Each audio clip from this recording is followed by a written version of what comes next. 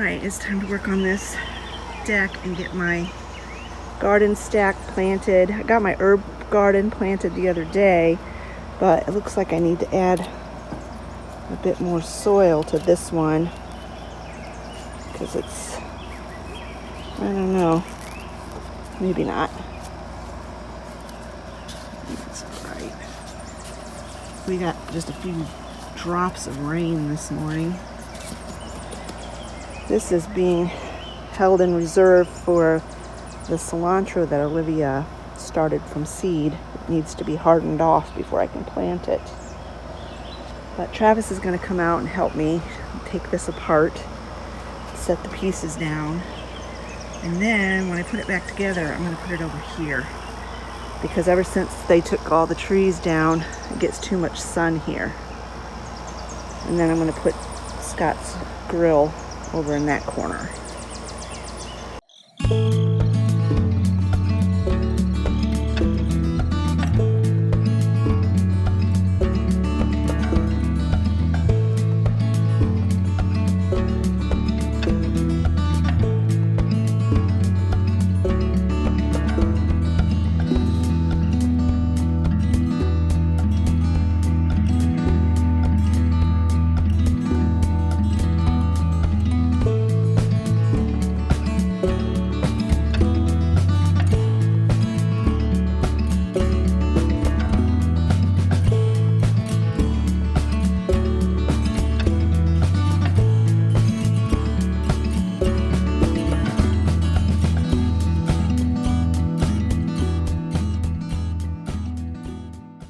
This is where we're at.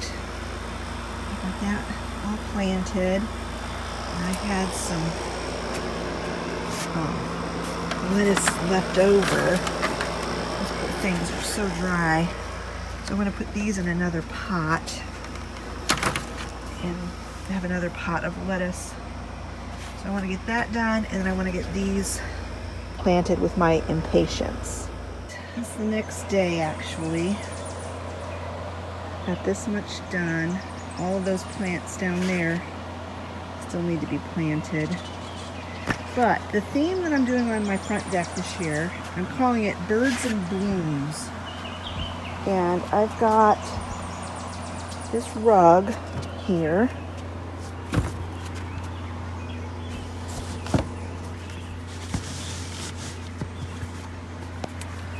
So pretty. And then I've got this flag to go down there.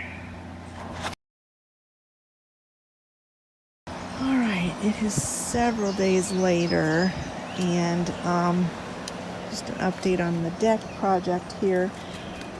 We are in the process of hardening off that cilantro, so that won't be planted probably till next week.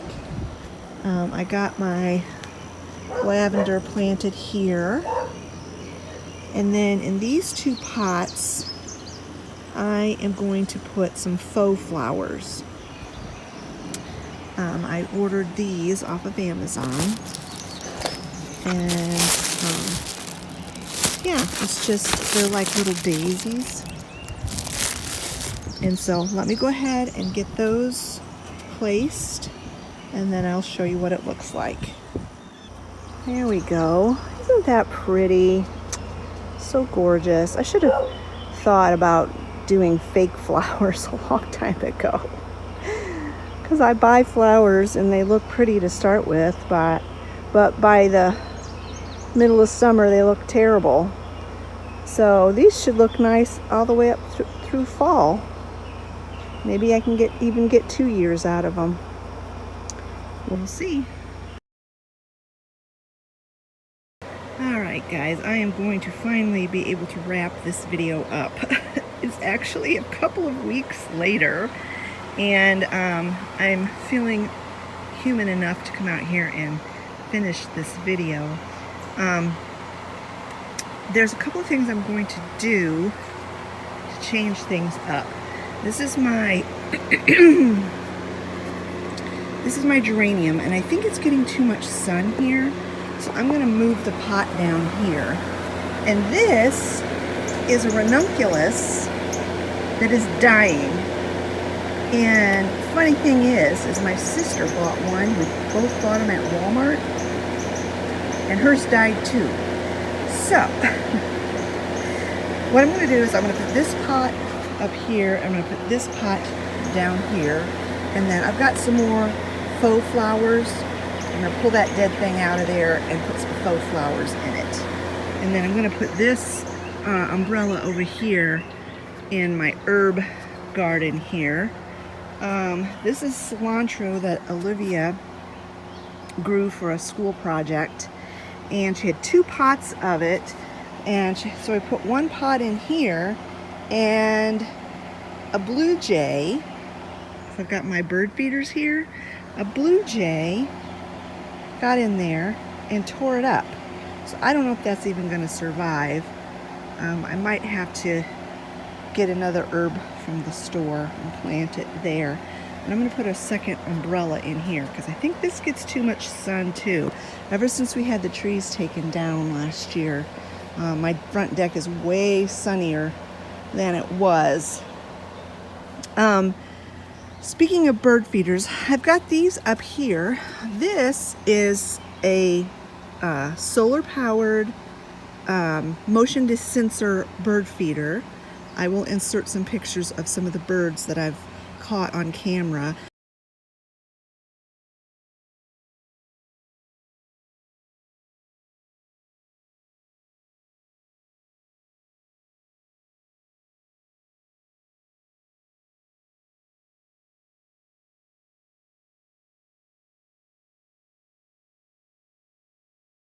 Whenever it senses motion, it sends a picture to my phone. So that's pretty cool.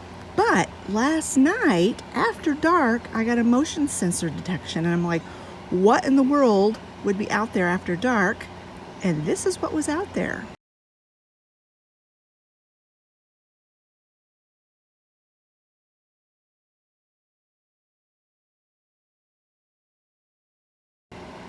Yes, a possum. This is the solar panel, and it's all womper-jawed. This is an antenna that sends the signal to my phone. It's all womper-jawed. Olivia and I think that that raccoon possum climbed up here on the railing and jumped over there. So I'm leaving it this way till Scott gets home so he can see. And then we're probably gonna have to move this further away from the railing. I know he put it this close to the railing so that I could easily fill it because it's pretty tall. So we're gonna have to move it away from the railing, and I'm gonna have to use like a step ladder or something to fill it. I'm not sure. I'm not sure what we're gonna do about that. But joys of living out in the country, I tell ya. And the predators have been terrible this year. So Scott was not able to move the feeder that day. It was a work day and he just didn't have time to do it. But that night, actually it would have been early the next morning, this is what my camera on the bird feeder detected and sent to my phone. It was a raccoon this time. And that little thing got up on the railing of the deck, pulled the feeder around because it kind of swivels, and was sitting on the ledge of the deck eating the bird seed. And he was out there for at least 3 hours because there's a timestamp on the pictures. And the first one you can see it's dark. It was like 4 o'clock in the morning. And then those other 2 pictures were around 7 o'clock in the morning. So yeah, we have a real predator problem. And Scott did move the bird feeders that day. So anyway, let me go ahead and get these things moved around, and we'll bring you back.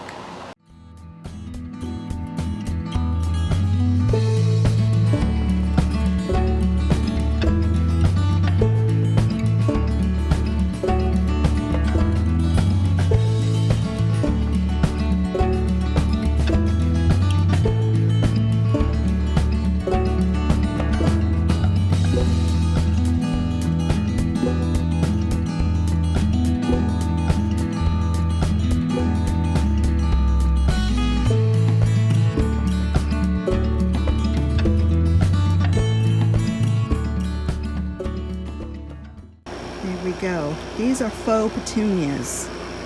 And I think especially from a distance, they look quite real. I really like that. And then these are faux daisies. I decided to go with fake plants. See, I don't remember what all I've already said in this video, so if I'm repeating myself, I'm sorry. I just decided this year that I would buy some real flowers, like my impatiens. They always do great. But I'm so tired of spending a lot of money on flowers only to have them just die. Kind of like that ranunculus. I'm like, it was beautiful when I bought it. I took good care of it. I kept it watered. I brought it in the house when the weather got cold, because I had bought that like back in April. And it still died. And I think I paid like $12 or $13 for that thing. So I just decided that this year I would buy a few flowers, the ones that I know that I have a good track record with, like geraniums and impatiens and lavender. But then for the rest of the pots, I'm just going to do faux flowers. I'll get at least 2 years out of these, maybe even more, and they will definitely pay for themselves in the long run. And I don't have to worry about watering them. And they're just going to stay looking pretty all summer. Now they probably get faded out, so maybe I won't get more than 1 year out of them. But even if I have to buy new ones every year, that's still cheaper than buying real plants that are going to die. So anyway, before I wrap this video up, let me go around and give you a little tour of the other gardens that Olivia has gotten done, and then we will say goodbye. So here's Virginia's garden. If you're new to my channel, Virginia was my pet chicken that I had for, I think, 10 years. I think she was about 10.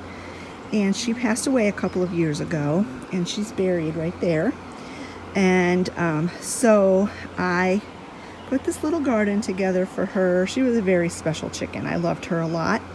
And I've been trying different plants in this little area, and I don't know what it is. I don't know if the soil's not good. I don't know if I'm not picking the right flowers. I don't know, but I've not had great success in this garden so far.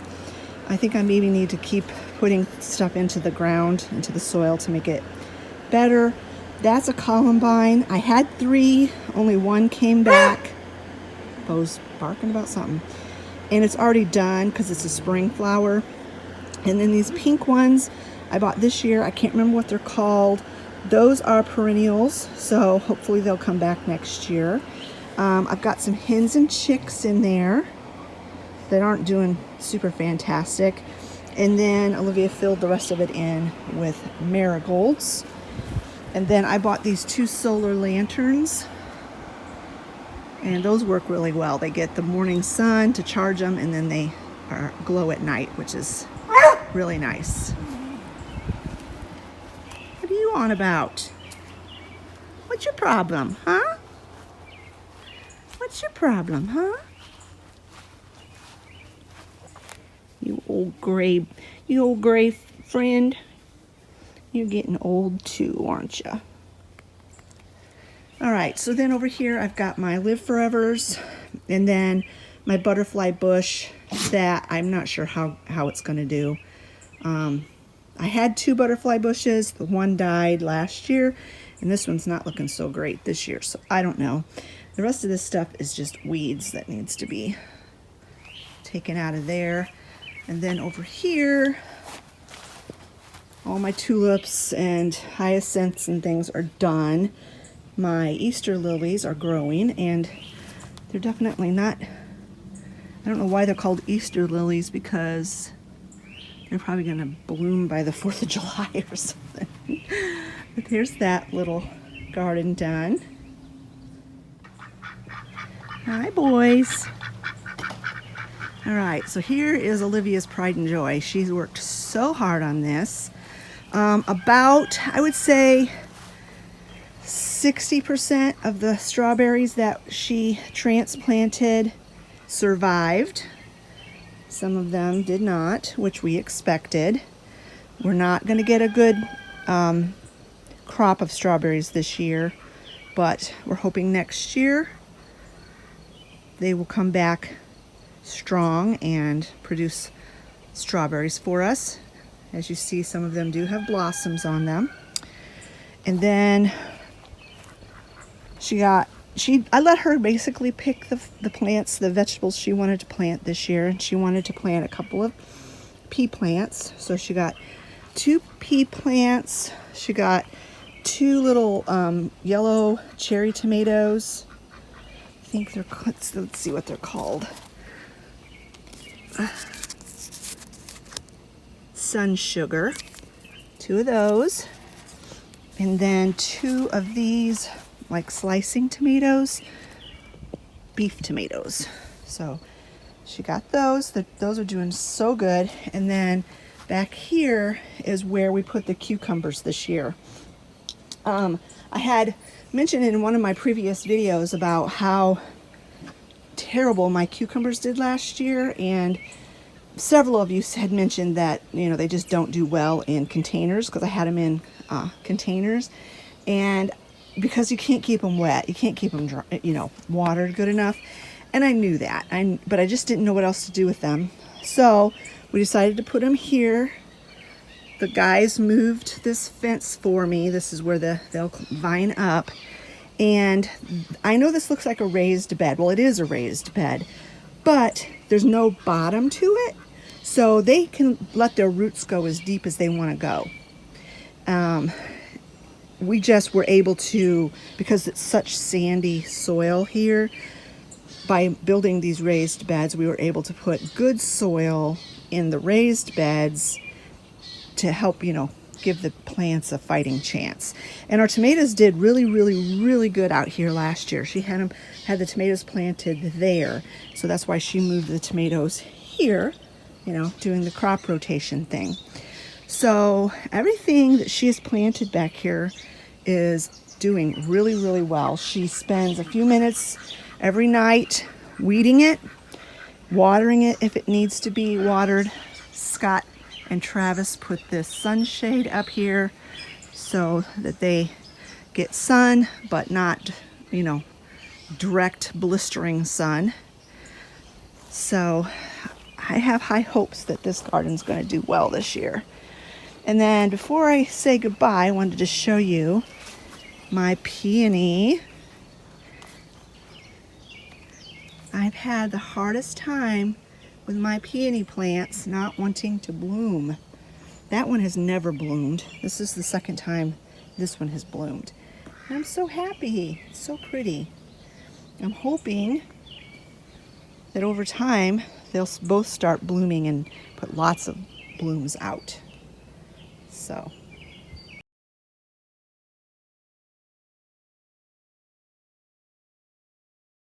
All right, friends, this is where I'm going to go ahead and end this video. I really don't know how long it's going to be when I get it all edited out. It seems like I've been working on this video for weeks, and that's because I have.